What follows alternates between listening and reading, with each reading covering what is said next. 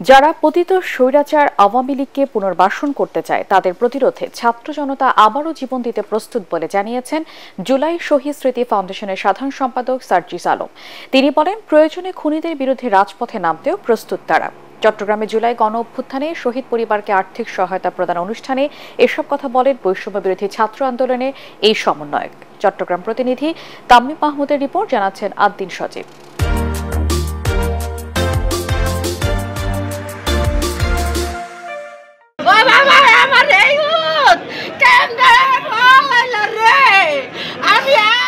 এই কান্নার শেষ নেই। জুলাই বিপ্লবে শহীদ প্রিয়জনদের স্মরণ হলেই বুক ফাটে কান্নায় চোখ ভিজে যায় তাদের। ওই ছোট্ট শিশুরাও হয়তো এখনো অপেক্ষায় তাদের বাবা আসবে ফিরে। আমি কখন আমার বাবার এবারে দেখবো, আমি কখনো চিন্তা করি না। আমরা চাই যে আমার বাবাকে বাজে হত্যা করছে তার হাসি চাই। কিভাবে বলে, ছি লজ্জা করে যে আগেই ভালো ছিল। এই যে এতগুলি মাদের চোখের পানি কি আপনারা দেখেন না? দেখেন না আপনারা? আপনাদের বুক কি কাঁদে না? আপনারা মানুষ না? নিজের ছেলে দেখতে পারলাম না, একটা ছেলে সবার বড়, আমার ঘরের কোনো খুঁটি নাই। আর বিচার চাই, যেমন আমরা বাংলাদেশের মাটিতে বিচার দেখে মরতে পারি। এই জানি এই বিচার আল্লাহ এর দুনিয়াত করে না, আমরা অনেক আত্মা শান্তি। আওয়ামী লীগের নৃশংসতা আর আইনশৃঙ্খলা বাহিনীর নির্বিচার গুলিতে চট্টগ্রামের মাটিতে শহীদ হয়েছেন 152 জন ছাত্র জনতা। সেই বীর যোদ্ধাদের পাশে জুলাই শহীদ স্মৃতি ফাউন্ডেশন। স্বৈরশাসক শেখ হাসিনাকে প্যাথোলজিক্যাল খুনি উল্লেখ করে ফাউন্ডেশনের সাধারণ সম্পাদক সার্জিস আলম বলেন, একজন প্যাথোলজিক্যাল খুনি না হলে হাসিনা 2000 মানুষ খুন করতে পারতেন না।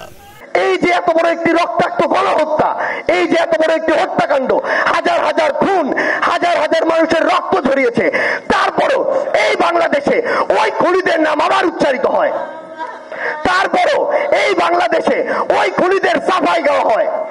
তারপরও এই বাংলাদেশে ওই খুনিদের রাজনৈতিক যে অধিকার, সেই অধিকার নিয়ে কথা বলা হয়। এই খুনিরা এরা হচ্ছে এক একজন প্যাথোলজিক্যাল কিলার, যে কিলার ওই গোপালগঞ্জের শেখ পরিবার থেকে উঠে এসেছে। এই খুনি বিগত 16 বছরে বাংলাদেশের মানুষকে নানাভাবে খুন করেছে, কিন্তু তারা মিডিয়া সহ পুরো বাংলাদেশকে জিম্মি করে রাখার জন্য এই খুনি যেটি করেছে, এই খুনগুলোকে সামনে আসতে দেয়নি। এই খুনি বাংলাদেশ পুলিশের মতো একটি প্রতিষ্ঠানকে টিস্যুর মতো ব্যবহার করে বাংলাদেশের মানুষকে নরপশুর মতো এভাবে খুন করেছে। 5 আগস্টের আগে সবাই যেভাবে ঐক্যবদ্ধ ছিল খুনিদের বিচার নিশ্চিত এবং সব ষড়যন্ত্র রুখে দিতে, সেভাবেই এক হয়ে জীবন দিতে প্রস্তুত বলেও হুঁশিয়ারি দেন বৈষম্য বিরোধী ছাত্র আন্দোলনের এই সমন্বয়ক। আমাদের ভাইদের, বোনদের, মাদের, বাবাদের এই খুনগুলোর বিচার এই বাংলাদেশে নিশ্চিত না হওয়া পর্যন্ত যদি এই বাংলাদেশের কেউ কথা বলে, এই বাংলাদেশের কোন একটি প্ল্যাটফর্ম কথা বলে, বৈষম্য বিরোধী ছাত্র আন্দোলন আপনাদের জন্য কথা বলে যাবে। আমি শুধু আপনাদেরকে এটুকু আশ্বস্ত করতে চাই, যে কোনো জায়গায় যে কেউ আপনাদেরকে নিয়ে যদি বিন্দু মাত্র ছেলে খেলা করার চেষ্টা করে, একটা জিনিস মনে রাখবেন, এই প্ল্যাটফর্ম বাংলাদেশ সরকারকে এই প্ল্যাটফর্ম তার জায়গায় বসিয়েছে। যে যেই পদেরই হোক, যেই পোশাকেরই হোক, পোশাক ছাড়া হোক, যেখানেই তার অফিস হোক না কেন, যদি আমার শহীদ ভাইদের এই স্পিরিটের সাথে আহত যোদ্ধাদের রক্তের স্পিরিটের বিপক্ষে গিয়ে বিন্দু মাত্র কিছু করে, তার যদি আমরা কোনো প্রমাণ পাই, আমরা আপনাদেরকে এই মঞ্চ থেকে কথা দিয়ে যাচ্ছি, তার বিরুদ্ধে আমরা এই বাংলাদেশে যুদ্ধ ঘোষণা করব।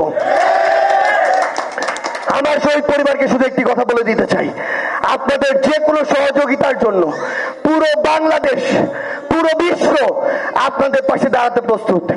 আমাদের অনেক সীমাবদ্ধতা আছে, যেভাবে আপনাদের সাথে যোগাযোগ রক্ষা করা উচিত, যেভাবে আপনাদের পাশে দাঁড়ানো উচিত, এখন পর্যন্ত আমরা সেভাবে পারিনি। কিন্তু আমরা আপনাদেরকে শুধু এটুকু বলতে চাই, আপনারা যদি আমাদের কাছে আসেন, আমরা আপনাদের কাছে যাবো, এই যোগাযোগ আমরা তৈরি করব। যে কোনো প্রয়োজনে শুধু আমাদেরকে জানাবেন। জীবনের মায়া আমরা অনেক আগে ভুলে গিয়েছি। জীবনের মায়া ত্যাগ করে 19 জুলাই, 20 জুলাই, 3, 4, 5 আগস্ট আমরা রাস্তায় নেমেছি। আমার সামনে অনেক আহত যোদ্ধা রয়েছে, তারা সেই 10 জুলাই, 11 জুলাই রাফির মতো অনেকেই বুক পেতেছিল ওই পুলিশের গুলির সামনে গুলি খেয়ে জীবন দেওয়ার জন্য। আমরা আপনাদেরকে বলে দিতে চাই, এই বাংলাদেশে আপনাদের যে কোনো কিছুর প্রয়োজনে আমরা আমাদের জীবনের সবটুকু দিয়ে আপনাদের পাশে থাকবো। শুধুমাত্র একটি জিনিস মনে রাখবেন, এই বাংলাদেশে যে কেউ যে কোনো ফরম্যাটে যদি বিন্দু মাত্র ওই খুনি হাসিনার আবার এখানে দোসর হিসেবে কাজ করে, যদি এজেন্ট হিসেবে কাজ করে, হোক দেশের হোক বাইরের, আমরা এই বাংলাদেশে আবারও একসাথে নেমে তাদেরকে সবাই প্রতিহত করব। জুলাই বিপ্লবে চট্টগ্রাম বিভাগের 105 শহীদ পরিবারের প্রত্যেককে 5 লাখ টাকার চেক দেয়া হয়। ভেরিফিকেশন শেষে বাকিদেরও আর্থিক সহায়তা দিবে জুলাই শহীদ স্মৃতি foundation. Bureau report, ATN Bangla.